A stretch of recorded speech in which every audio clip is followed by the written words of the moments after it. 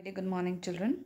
I welcome you all after your winter vacations. I am sure you must have had fun, and today we will be starting your poem number 4, Foreign Lands, from your reader book. So let's get into it. And today we will only be doing 3 stanzas and some exercise of this poem. Tomorrow we will do 2 more stanzas and some more exercise from this poem, and then we'll finish it in 2 days. Okay, so for today we will be doing first, second, and third stanza. Let's start to read what's written in the book.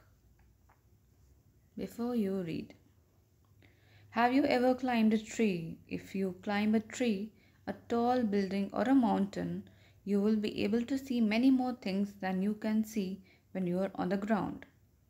You may wonder then at how big the world really is. This is the experience that the poet shares with us.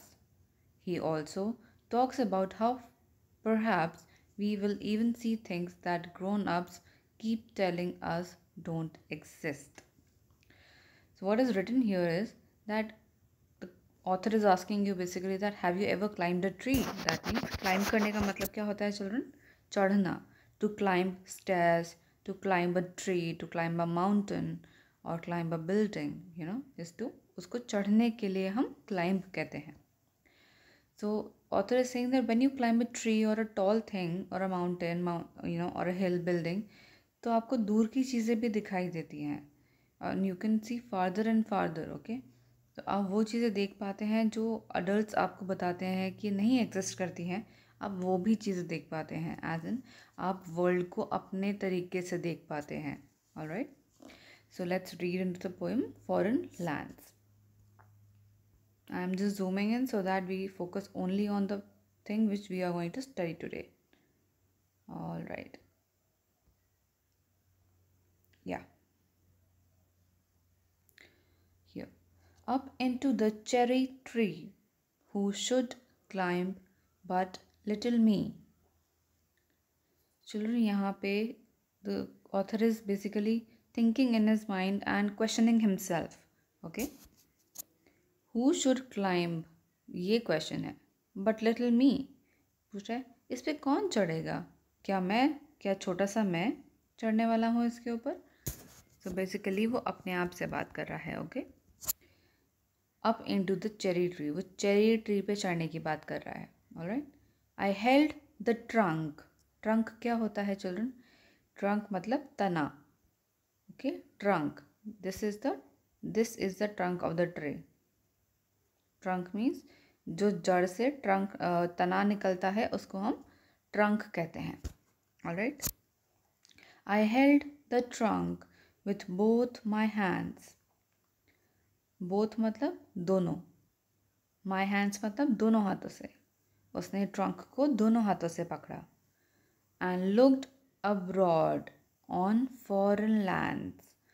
Abroad का मतलब होता है broad. क्या देखो यहाँ पे 2 words को mix किया गया है, सफिक्स लगाया गया है. ठीक है. हम कहते हैं ना कि ब्रॉड है कोई चीज़. ब्रॉड का मतलब होता है चौड़ा. ठीक है. अब्रॉड का मतलब हो गया है हर डायरेक्शन में. ठीक है. क्योंकि वो जहाँ तक देख सकता है उतना ब्रॉड देख रहा है वो. बच्चे ने author is basically assuming himself as a child. Okay. Little me कहा है तो वो चाइल्ड है इसका मतलब. वो उसने ट्री के ट्रंक को पकड़ के ऊपर चढ़ा है चेरी ट्री के. And he looked abroad on foreign lands. उसने अब्रॉड देखा है. अब्रॉड मतलब जहाँ तक वो देख सकता है वहाँ तक. जितना ब्रॉड वो देख सकता है वहाँ तक उसने देखा. ओके. लुक्ड का मतलब होता है देखना, देखने का पास्ट टेंस. फॉरेन लैंड्स मतलब जो चीज़ें हमें नहीं पता होती हैं उनको हम कहते हैं ना कि वो एलियन है. मतलब एलियन वो होता है जो हमें नहीं पता. वैसे ही फॉरेन वो है जहाँ पे हम कभी नहीं गए आज तक. Okay. That is foreign to us. India is foreign for UK people. UK is foreign for us. So foreign means where we have never been before. So the author is saying that when I held the trunk of the tree with both my hands and I climbed onto the tree, I could look abroad on foreign lands. That I could look as broad as I wanted to, and whatever I could see, whatever foreign land I could see, I saw that. Okay. Next paragraph. I saw the next door garden lie, adorned with flowers before my eye. I saw, I मतलब मैं, saw का मतलब saw है past tense, देखा, ठीक है, see का हो जाता है saw. The next door garden, ठीक है. चिल्ड्रन, यहाँ पे ऑथर आपको एक्सटेंट बता रहा है कि उसकी नज़र कहाँ से कहाँ तक गई. ओके, अभी इसने बताया कि मैंने फॉरेन लैंड्स को देखा. अभी ये बता रहा है कि मैंने अपने से जस्ट बगल वाला, next door means next door neighbours means just जो बगल वाला घर होता है उसको हम नेक्स्ट डोर कहते हैं. Next door garden lie adorned with flowers before my eye. उसने देखा कि जो उसके पड़ोस का गार्डन है वो अडॉर्न्ड विथ फ्लावर्स. अडॉर्न्ड का मतलब होता है सजाया हुआ, decorated. Adorned means decorated. Adorned, A-D-R, oh sorry, A-D-O-R-N-E-D. Adorned मतलब सजाया हुआ, decorate किया हुआ. Decorate with flowers before my eyes, मेरी आँखों के सामने. Before my eyes मतलब मेरी आँखों के सामने. And many pleasant places more that I had never seen before. यानी कि children, this is a very important thing to remember. इस सेकेंड स्टैंजा में ऑथर आपको एक्सटेंट बता रहा है कि उसने कहाँ से कहाँ तक देखा. उसने नेक्स्ट डोर गार्डन से लेकर मैनी प्लेजेंट प्लेसेस तक देखा जो उसने पहले कभी नहीं देखा था. Alright, he is telling you that I saw the next door garden adorned with flowers and also I saw many pleasant places more, okay, that I had never seen before, जो कि मैंने पहले कभी नहीं देखी थी. pleasant का मतलब होता है खूबसूरत, जो आपको एक mental peace देते हैं, जिनको देख के आपको अच्छा लगता है. those things are pleasant. okay, third paragraph. I saw the dimpling river pass and be the sky's blue looking glass. Dimpling का मतलब होता है चिल्ड्रन, अगर आपको कभी भी समझ में ना आ रहा हो कि एक वर्ड का क्या मतलब है, आप उसको तोड़ के देखने की कोशिश करिए. See, dimpling means dimple and ING लगा रखा है उसके आगे. जो हमारे फेस में डिम्पल पड़ता है वो ऐसे होता है ना, चीक के अंदर हल्का से एक गड्ढा जैसा पड़ता है, तो वो जो उसका बेंड होता है डिम्पल जैसा. तो डिम्पलिंग रिवर का मतलब है एक रिवर जिसका बेंड एक डिम्पल के जैसा है. Okay, so dimpling river means that. Now, मैंने एक डिम्पलिंग रिवर देखा जो कि जा रही थी. एंड बी का मतलब यहाँ पे है, हिंदी में कहते हैं ना है.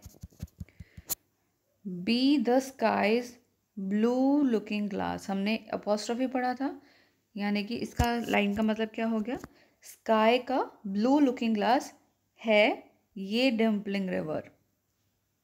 Okay, The dimpling river is acting like sky's blue looking glass. यानी कि क्योंकि अगर आप देखते हैं, अगर आप कभी रिवर देखेंगे तो आपको उसमें स्काई का परछाई दिखता है, राइट. सो ऑथर ऐसा इमेजिन कर रहा है, मतलब उसको जो समझ में आ रहा है वो ये है कि जो रिवर है that is like a looking mirror, looking glass for the sky. Okay. The dusty roads go up and down with people tramping into town. The dusty का मतलब होता है डस्ट भरी, यानी कि जिसमें मिट्टी हो. Roads go up and down यानी कि रोड्स जो है वो ऊपर नीचे जा रही हैं. With people, जिसमें कि people भी हैं, चल रहे हैं. Tramping मतलब traveling into town, यानी कि tramping मतलब traveling, to travel. ओके, यानी कि पहले उसने एक रिवर को देखा जो कि स्काई का मिरर बन गई थी. उसके बाद उसने रोड को देखा, डस्टी रोड को, जिसमें कि लोग जा रहे थे ट्रैवलिंग इनटू टाउन. आज हम लोग इतना ही पढ़ेंगे children. Now we will look upon the exercises and then tomorrow we will finish the poem doing the last 2 paragraphs or the stanzas of the poem. Okay. Children these are the word meanings here. हमने आज जो भी पढ़ा है वो आपको यहाँ मिल जाएगा। For example trunk, abroad, adorned, dimpling, dusty and trumping. यहाँ तक आज हमने पढ़ा है। You have to learn these word meanings for your upcoming exams. Okay, जो भी अब नेक्स्ट एग्जाम्स होंगे उन सब में ये वर्ड मीनिंग आ सकते हैं। Also for improving your vocabulary it's very necessary to read word meanings and learn them. आप उनका मतलब समझने की कोशिश करिए, ना कि सिर्फ उसको रटने की कोशिश करिए। Let's see the exercises. Comprehension हम कल करेंगे children. Today we will do listen and tell. Okay, all right,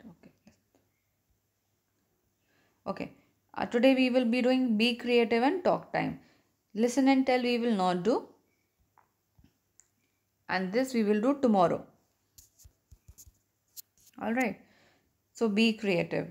If you were to climb a mountain, what would you hope to see? Write a short paragraph describing your experience. यहाँ पे question है children कि अगर आप कभी एक पहाड़ चढ़ेंगे तो आप क्या एक्सपेक्ट करेंगे कि जब आप पहाड़ के चोटी पे पहुंच जाएंगे या जब बहुत ऊंचे में पहुंच जाएंगे हाइट पे, तो आप क्या क्या चीज़ें देख पाएंगे, उसके बारे में आपको एक पैराग्राफ लिखना है। चिल्ड्रन गूगल से देखा हुआ पैराग्राफ नहीं चलेगा। आई गेट टू नो कि गूगल क्या लैंग्वेज लिखता है एंड आप लोग क्या लैंग्वेज लिखते हैं। It's very easy for me to discriminate. Okay, so you all will write on your own. अपने आप से सबको लिखना है। ये इसका आंसर, बी क्रिएटिव का answer and talk time. Which country would you like to visit outside India? अभी हमने पढ़ा था फॉरेन लैंड। ओके, फॉरेन का मतलब होता है outside your own country, outside your territory. Okay, discuss with your partner and share in the class about the country and why would you like to go there. Children इसके लिए आपको एक short video बना के मुझे भेजना है।